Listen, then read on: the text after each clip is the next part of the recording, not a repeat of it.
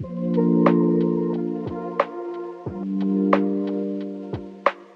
então vamos lá. Bom dia. Estou muito feliz de estar aqui com vocês. Esse projeto que eu estou começando com vocês, que eu estou chamando de Projeto Sementinha, Projeto Piloto, é um projeto que eu vou instaurar aí no meu próximo momento de vida, né? E a ideia é partilhar um pouco com vocês desses 20 anos de experiência que eu tenho tido com escrita. E quando eu falo escrita, tem a ver com pensar a clínica como a clínica da escrita, o que não quer dizer que é uma clínica de escrever no papel, né? Não é isso. Mas também pensar a função da escrita para quem se interessa pela psicanálise, seja pela formação do analista, seja por um interesse mesmo, né, cultural pela psicanálise. Essa formalização que eu vou dividir com vocês passo a passo, ela é fruto do meu doutorado, que ali eu consegui, né, formalizar um pouco a minha hipótese e talvez pensar na criação de uma metodologia que fosse interessante para transpor isso da clínica para os nossos estudos, né? Então, esse espaço, ele acaba misturando um pouco, que a gente está começando hoje, ele acaba misturando um pouco vários pontos. Tanto o estudo teórico, que a gente vai acabar tendo que falar um pouquinho, alguns fundamentos básicos da onde a gente pode tirar essa ideia da clínica como a clínica da escrita, a clínica do escrito, mas a gente também eu vou tentar então transmitir a partir da prática um pouco dessa metodologia, que eu entendi que é interessante, mas sobretudo tem um grande desafio, né, que é ajudar vocês a encontrar aí o traço de estilo de vocês.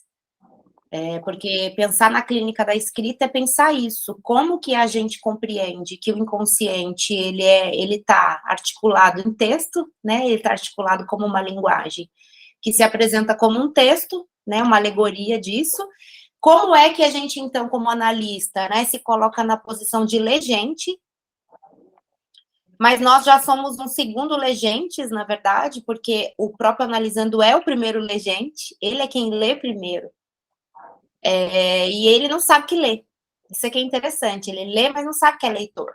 E então a gente lê esse texto, sabendo que ali há uma língua ou uma lá-língua que a gente não conhece o vocabulário, nem o alfabeto, mas que nos exige ler esse texto a partir da nossa própria lá-língua. Quer dizer, não é de uma regra, né? Não é de uma língua regrada que a gente lê. Mas o paradoxo é esse, para nos tornarmos legentes com uma língua nossa, né, e que encontra uma outra língua estrangeira, que é a do analisando, sabendo que a única coisa que nos une é a língua partilhada comum, a língua que todo mundo supostamente partilha. Então, como a gente vai, a partir dessa linguagem que nos estrutura comumente, tentar encontrar modos, né, de ler. Essa proposição,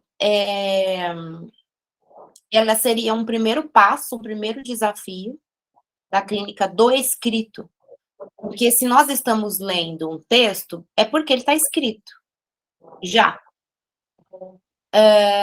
Mas ele não se sabe escrito ainda, ele não vale como escrito ainda, porque ele não se sabe um texto.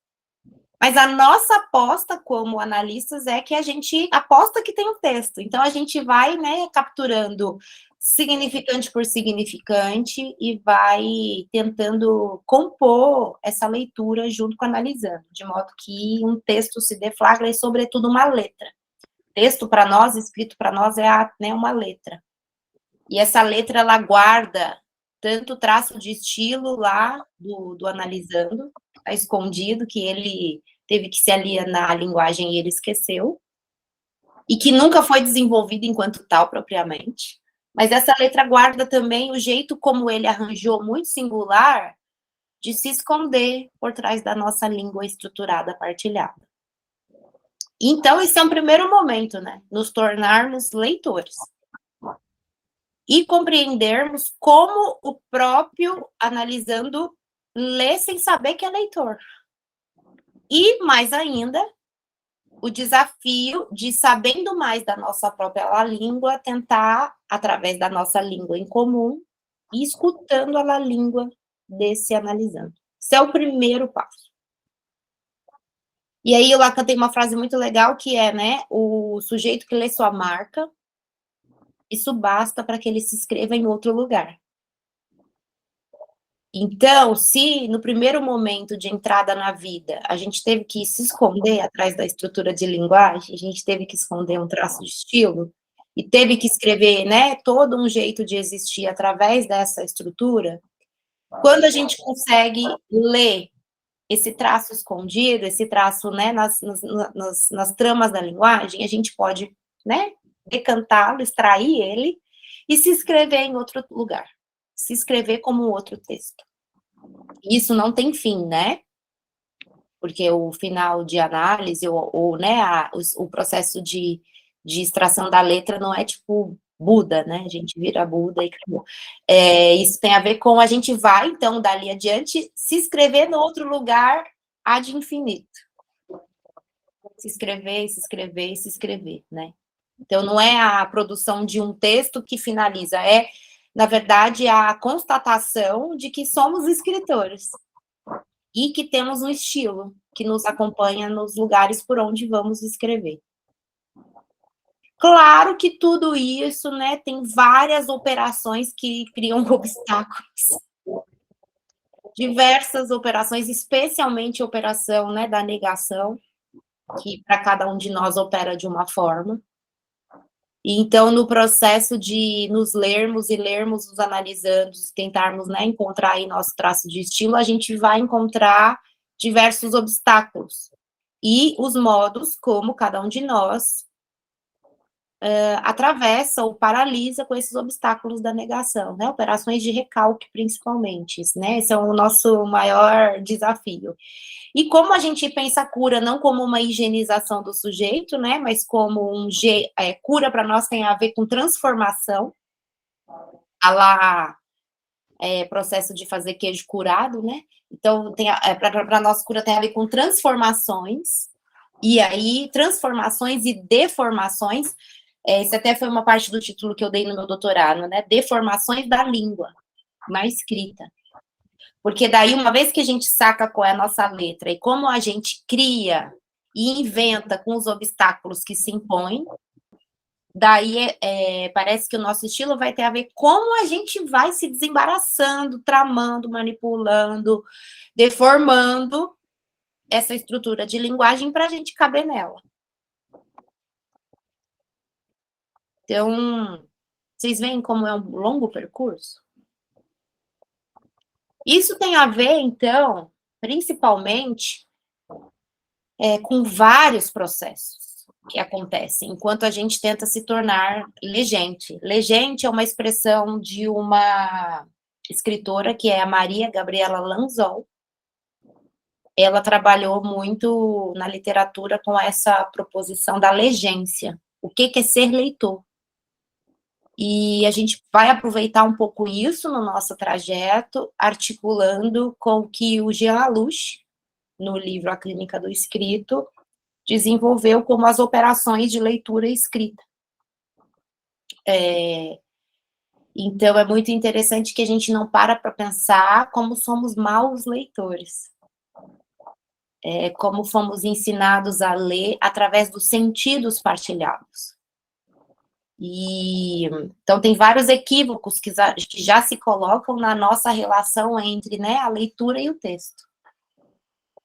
E tem uma expressão muito bonita também que se fala, assim, que a gente vai recolhendo, né, das falas do Lacan e do Freud, que é pensar que, às vezes, uma análise todinha, anos e anos e anos de análise, uma análise termina para a gente conseguir acessar uma palavra, um significante, uma frase, que é, talvez, o lugar mais próximo da linguagem que a gente conseguiu se dizer nela. Então, é muito interessante pensar que, às vezes, uma sessão inteira, com sorte, ela se aloca numa palavra, num significante. Às vezes, numa sonoridade, nem numa palavra. Porque significante não é a palavra, né? O significante, às vezes, é uma certa sonoridade da língua.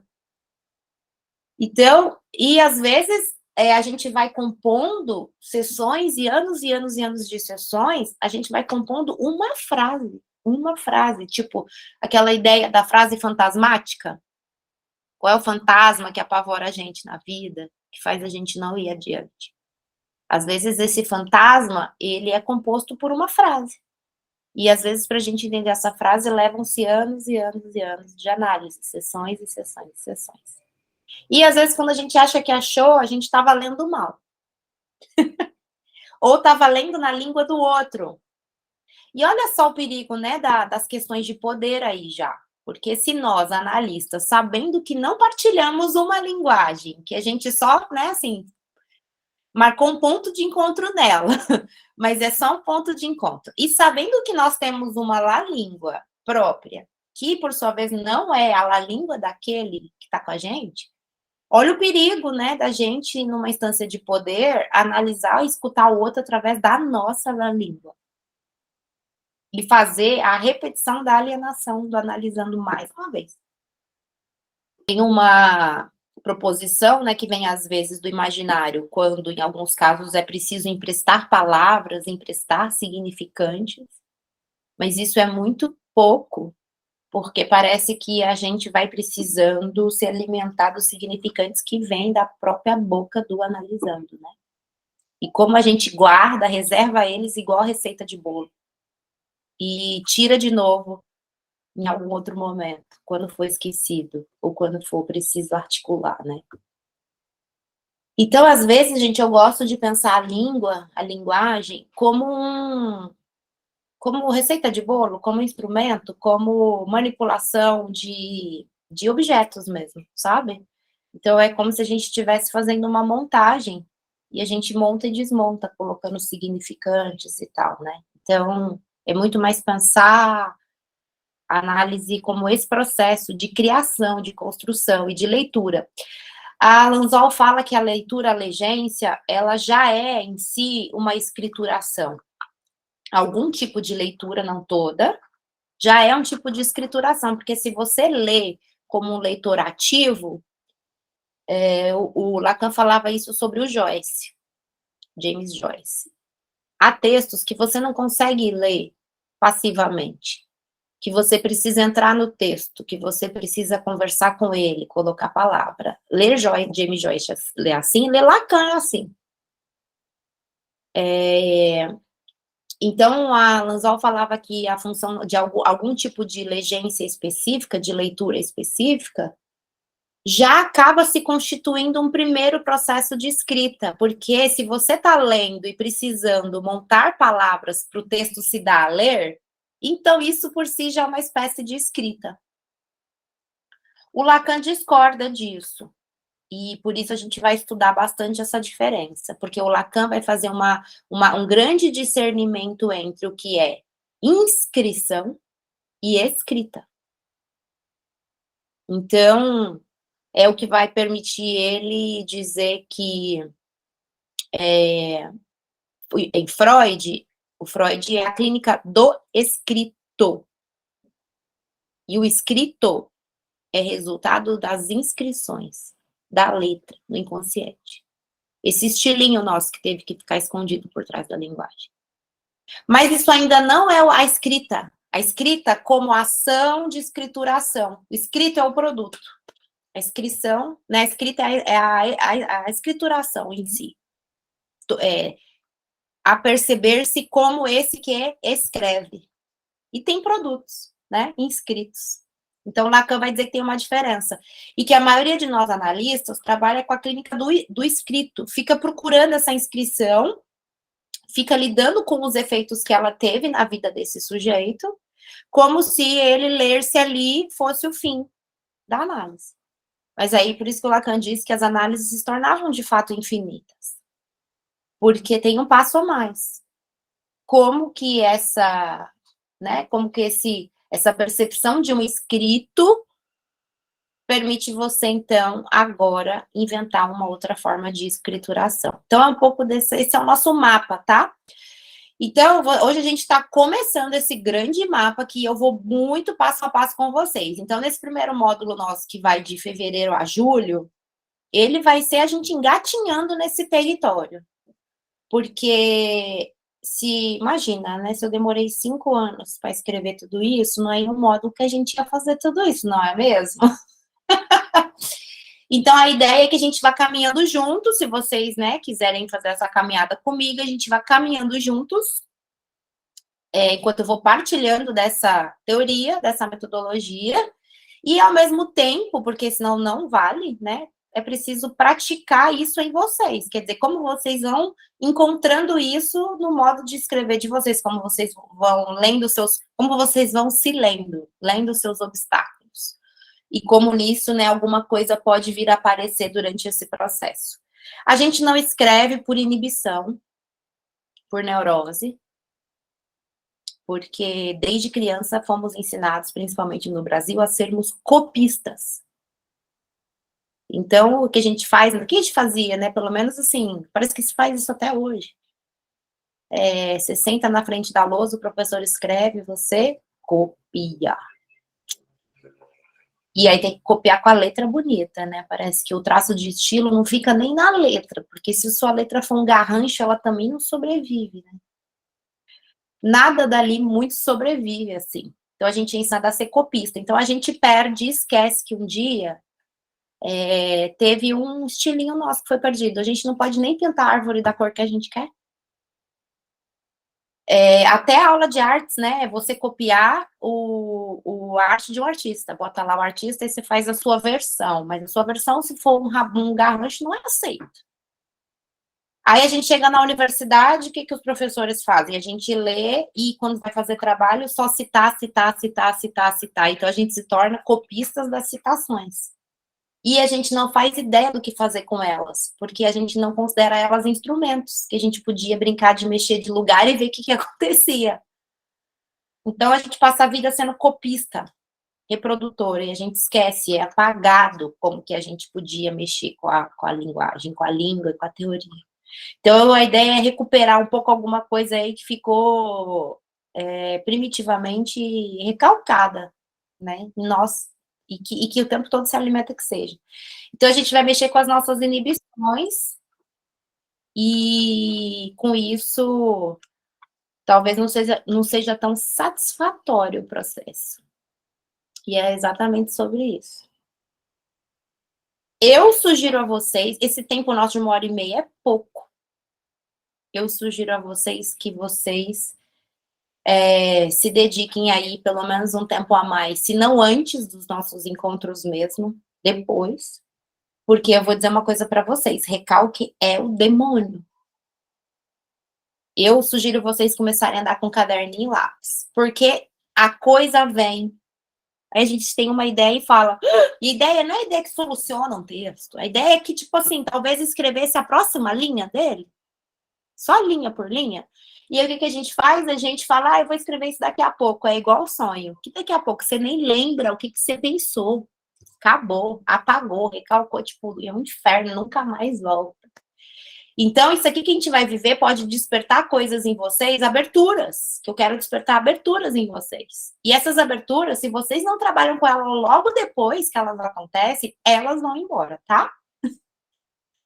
Então, não deixem para amanhã, pelo menos, as anotações. Vocês podem não trabalhar propriamente na escrita, mas deixem rastros dessas aberturas, porque senão elas não voltam, tá? Vocês acompanharam uma recente pesquisa, eu comentei isso com o José, do Van Gogh, do último quadro de Van Gogh, antes de se matar. Todo mundo ficava achando que ele estava loucão da esquizofrenia, surtado, porque aquelas coisas e tal, não sei o que, aí de repente pesquisas, olha, anos e anos depois, né, um pesquisador deflagra a cena que ele estava reproduzindo, a cena viva lá na cidade, era, né, a cena era o quê? Eram as raízes das árvores expostas, e ele olhando para aquelas raízes das árvores super expostas, e elucubrando sobre, né, alegoricamente, alguma coisa nesse sentido. Então, o quadro não tinha... O quadro era literal. quadro era literal. E a gente, tipo, da esquizofrenia.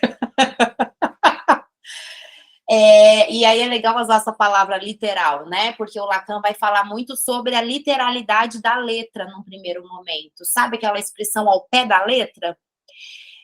A gente vai parando, gente, de metaforizar, de criar muito sentido. E vai voltando a um funcionamento mais literal no uso dos significantes. Nós vamos mexer mais com isso mais para frente.